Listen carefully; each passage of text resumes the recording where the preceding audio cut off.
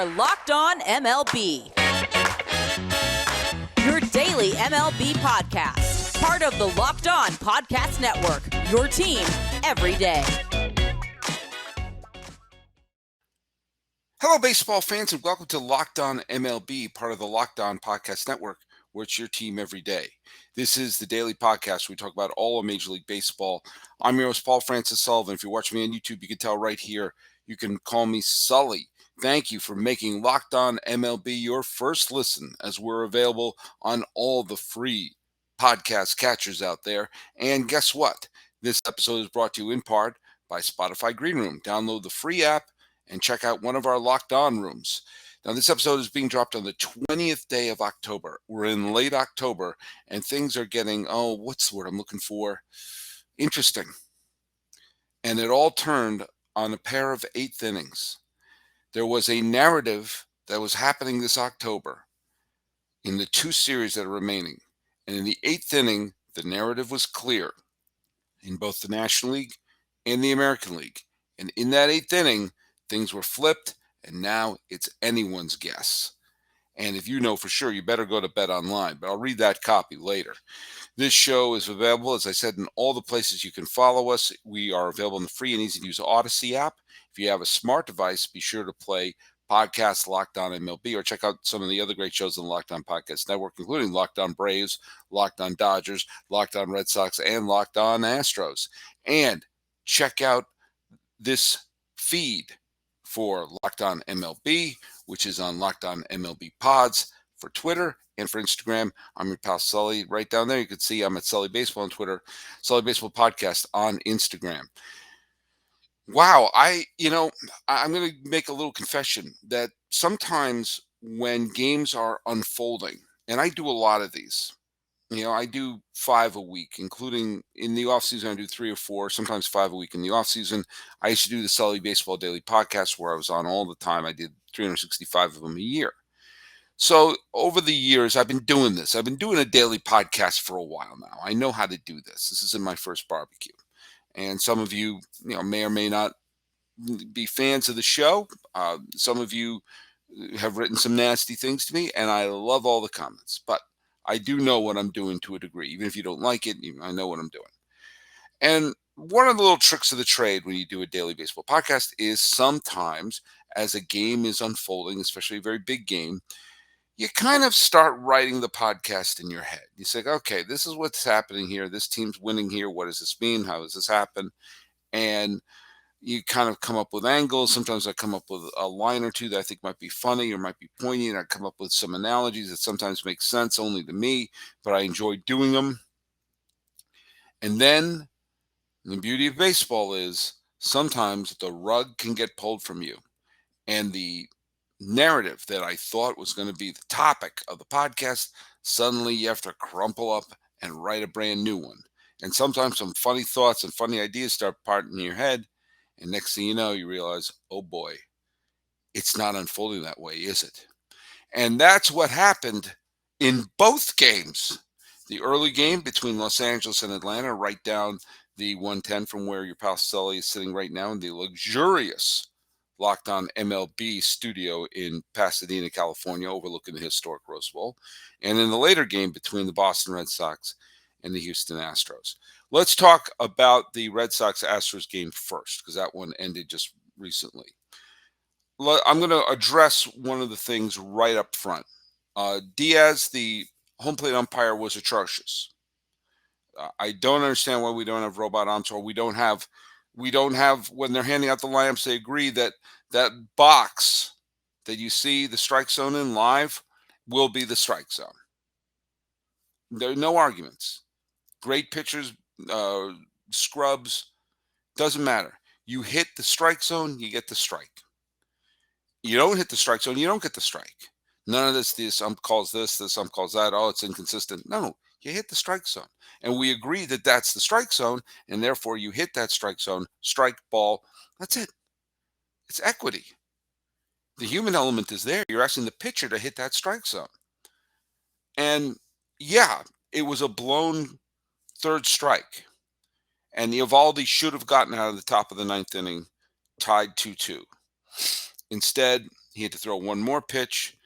The go-ahead run was driven in, and then the floodgates open, and an incredibly misleading final score of 92 between Houston and Boston, because for most of the game, the Red Sox were in the lead. And it looks like a blowout, a casual look at, oh man, the Red Sox blew them out in games 2 and 3, and the Astros blew them out in game 4. Well, technically, yes, but the blowout came late, and it shouldn't have happened. Okay, I've addressed that. I'll also say this. It should not have come to that. It should not have come to a called third strike in whether it's a strike or a ball in the ninth inning. Bregman hit a home run in the first for Houston, and Xander Bogaerts hit a home run, 2-run home run in the second inning for Boston. And until Altuve hit that game-tying home run off of Whitlock in the 8th inning, that was all the scoring. Now, lest we forget, this was a Red Sox team that for 2 games looked like you could score at will. And even in the game that they lost, they scored a pile of runs. They had so many opportunities. Yes, Christian Javier is a talented pitcher. He tried to pitch a 4th inning, but he pitched 3 shutout innings, and he was wonderful. Okay? They had Zach Greinke on the ropes early, and they got base runners against Javier, and eventually Javier was taken out of the game. And they couldn't get another run across the board.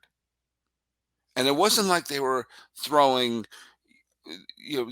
Verlander and Greinke in his prime, and Dallas Keuchel on his Cy Young Award, and Garrett Cole with sticky tack on his finger. No, none of those pitchers were throwing. Some talented pitchers, to be sure, and you got to give them credit. You got to give the Astros a ton of credit. But that being said, for the Red Sox, and Red Sox fans are going to be complaining about Diaz's strike zone, it shouldn't have come to that. How many base runners did they leave stranded? Arroyo hit that triple, and then the top of the lineup came in. No one could drive him in? They couldn't add on?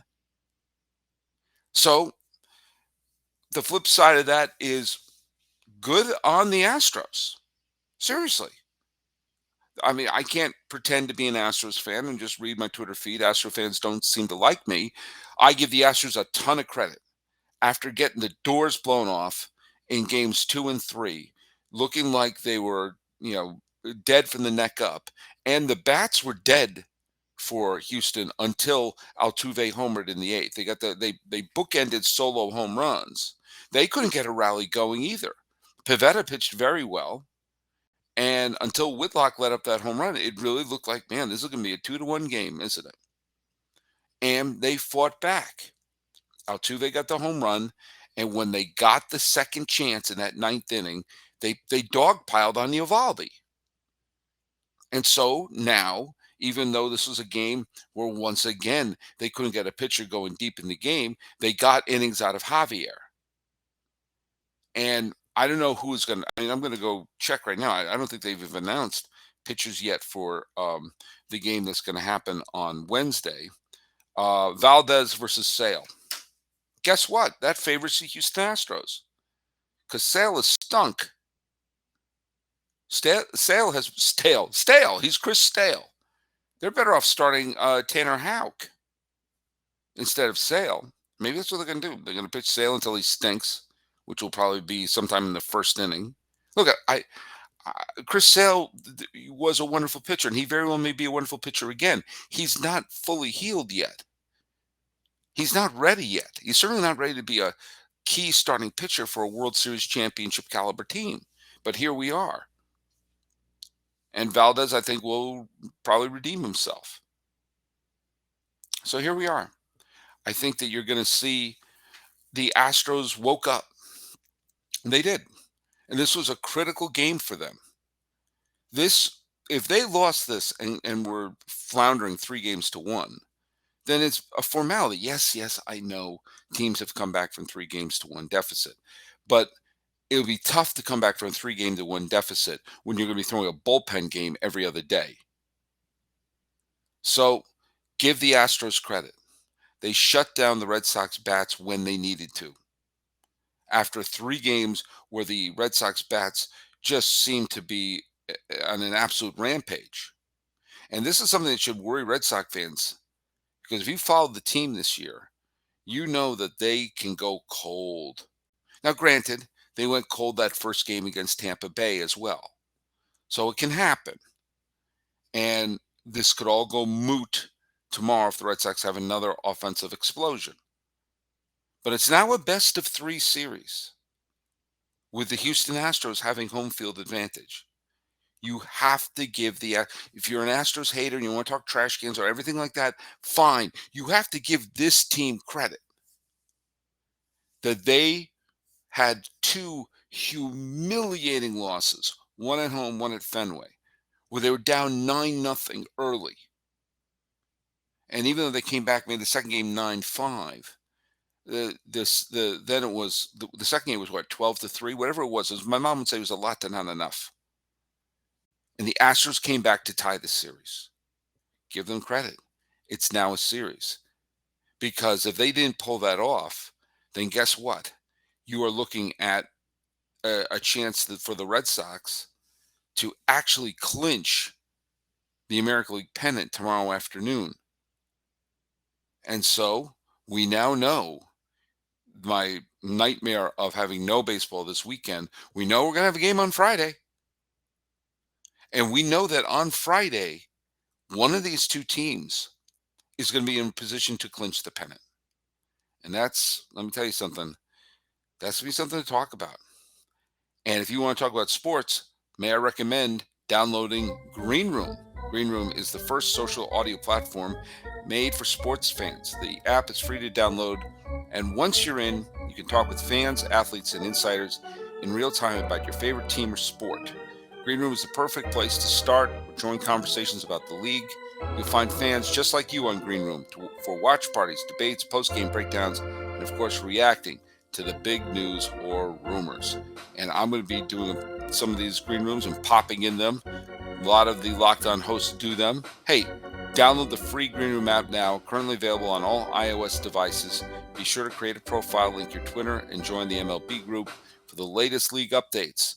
I know you're going to find a lot of incredible rooms around the favorite teams and leagues, and I can't wait to join you on the app.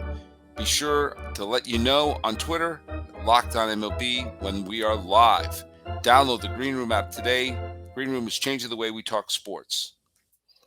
Now, the Astros winning today honestly didn't stun me, because I do think the Red Sox and Astros are 2 pretty evenly matched teams. I would have been really surprised if the Red Sox took a 3-1 lead. I would have. It looked like they were going to, but it would have surprised me.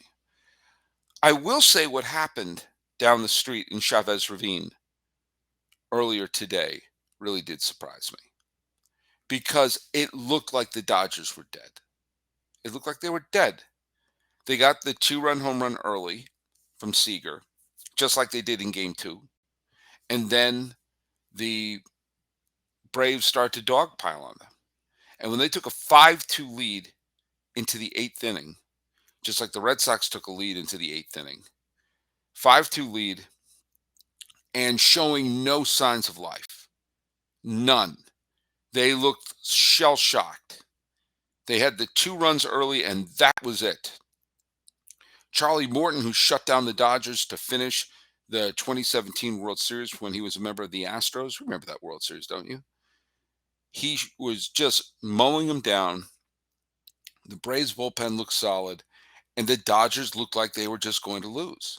And even when they had a couple runners on, and Cody Bellinger coming up, and Bellinger, of course, got the huge hit against San Francisco in the final game of the division series, he had a rancid season.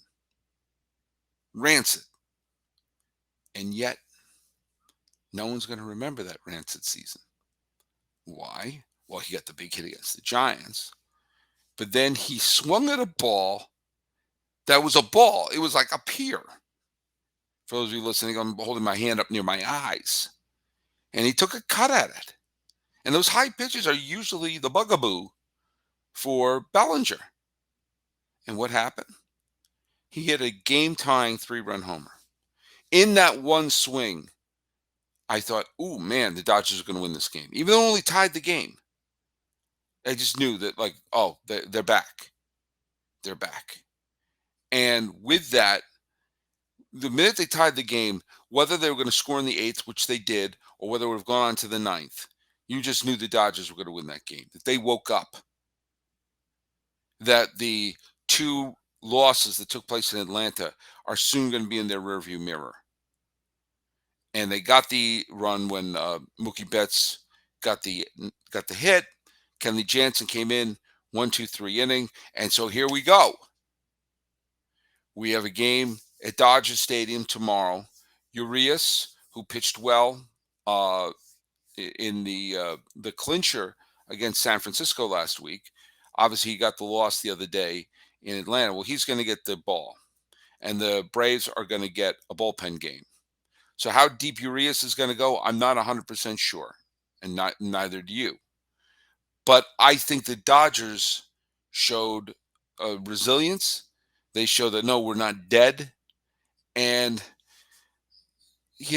look, I said when the Braves took a 2-0 lead after the two walk-off games in Atlanta, I said that they have nothing to lose. If they lose the series in 6, no one will cock their heads and say, oh, how did you lose? Because, they played the Dodgers. They played them tough. And all that is true. But we're going to put that to the test tomorrow. Easy for you to say. The Dodgers are awake. The Dodgers have awoken. Father, the sleeper has awakened for you Dune fans out there. And with that, the World Series champs are staring at another October where they could make Braves fans shudder. Now, is it possible that Urias could wet the bed tomorrow? Is it possible that the Braves could look at this just as a speed bump and take a 3-1 lead? Of course. Of course that could happen. But the fact of the matter is the Dodgers showed that resiliency. Remember what I said in yesterday's podcast? We are going to see the character of Los Angeles and Houston based upon what happened on the games on Tuesday. We're going to see who they are. Have they been knocked down? Or are they going to Chumbawamba this and get up again? And it looks like they've emulated the Chumba and the Wumba. And it would not stun me to see this series tied tomorrow. And all of a sudden, even though the Braves maintain home field advantage, which they're going to do no matter what, that the psychological advantage is going to go to the LA Dodgers. And that is going to be quite a pill for whichever the losing team will to swallow. And I think it's a sure bet that you're going to see one of the teams that fell behind really dust themselves off and assert themselves on the games on Wednesday. If you're going to make any bets, go to BetOnline. It's the number 1 sport betting place for all your favorite sports, including basketball and football, whether you like baseball, whether you got NHL, boxing, UFC, right to your favorite Vegas casino games. Don't wait to take advantage of all the amazing offers available for the 2021 season. Head to the new updated desktop or mobile website to sign up today and receive your 50% welcome bonus on your first deposit. Just use your promo code LOCKEDON to receive the bonus. BetOnline is the fastest and easiest way to bet on all your favorite sports. BetOnline is where the game starts. And where my hunger starts is right now. Where will it end? The Built Bar. Did you know that Built Bar has so many delicious flavors? There's something for everybody. Coconut, cherry barcia, mint brownie, double chocolate, salted caramel, strawberry, orange, cookies and cream, German chocolate, and of course my favorite, which is raspberry. If you haven't tried all the flavors, you can get a mix box where you can get 2 of each of the 9 flavors that I just mentioned. But not only are Built Bar flavors the best tasting, but they're healthy too. 17 to 18 grams of protein, calories range from 130 to 180, 4 or 5 grams of sugar, 4 or 5 grams of net carbs. Order today, get the grasshopper cookie or raspberry, whatever you want. Built Bar is the official protein bar of the U.S. track and field team, which I think is pretty cool. Go to Built.com, use promo code LOCK15, you'll get 15% off your order. Use promo code LOCK15 for 15% off at Built.com. So what do I think is going to happen on Wednesday? I think Chris Sale is going to get bombed. I think Framber Valdez is going to pitch better. And I think that the Astros are going to tie this series up. I think they woke up. And it would not stun me to see the Red Sox bats go dead for another game. Do I think the Red Sox are going to get eliminated? Not necessarily. This could go 7. But I think the Astros got a big kick in this. And you may see Correa pointing to his watch.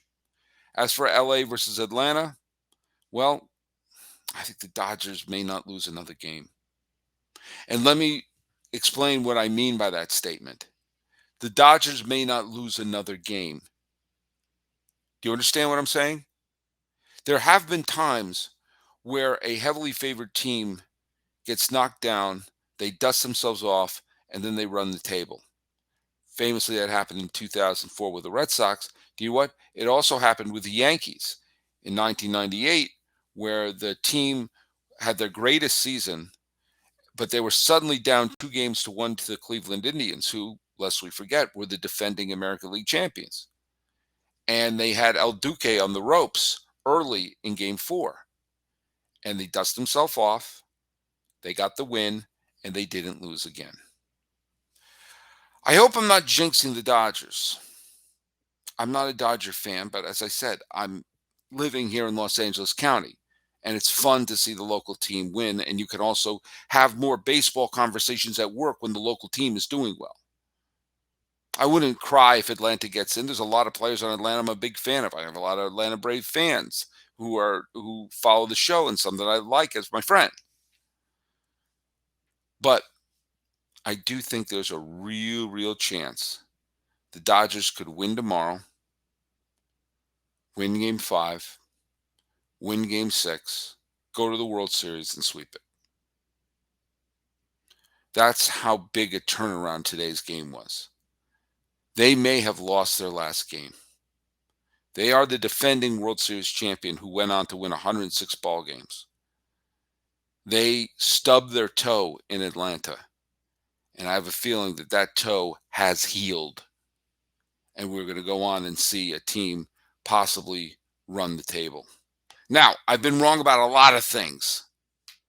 I've been wrong about a ton of things, especially the idea that I said I would be stunned if an American League team other than the Tampa Bay Rays made the World Series. Well, guess what? I'm stunned. I'm stunned every single day in the ALCS, which is one reason why I think that those two teams are so evenly matched that I think it's going to go to a Game 7, and it's going to be a weird Game 7. But the National League, do you know what? I don't think it's very hard to figure out. Remember that scene in When We Were Kings, the great documentary about Muhammad Ali in the fight with George Foreman in Africa? And Ali came in and started banging the drum and saying, "The champ is here! Boom, boom, boom, boom. The champ is here!" That's what happened when Bellinger hit that home run. I started thinking about that. I honestly did. That image popped in my head. The champ is here. The champ is here. And I know a lot of my San Francisco Giant fan friends aren't going to want to hear this, but the Dodgers woke up and are looking at a clear path to a repeat title. Now, did I just jinx them? Maybe. Maybe I did. Or maybe I'm just examining what's happening here. And a Braves team that was just a couple outs away from a commanding 3-0 lead fell apart at the worst time and woke the sleeping giant. And I know Dodger fans don't like to have their team referred to as Giants, but what can you do? If the two teams held the lead that they had in the 8th inning, we could have been facing a double clinch tomorrow. The Red Sox having a chance to win in 5, Atlanta looking to finish the sweep. Instead, we know we're going to have a 5th game in the NLCS, and we know that they're heading back to Houston for Game 6 in the ALCS. What I do know is it's getting interesting, and we're going to have at least one game this weekend, and boy, is it going to be fun. And I want to once again thank you all for making Locked On MLB your first listen every day. We are free and available on all platforms. And you can follow us here on YouTube, follow me on Twitter at Sully Baseball, same handle for Instagram. or you can follow the show at Locked On MLB Pods. Looking at two wild games that hinged on the crazy 8th inning.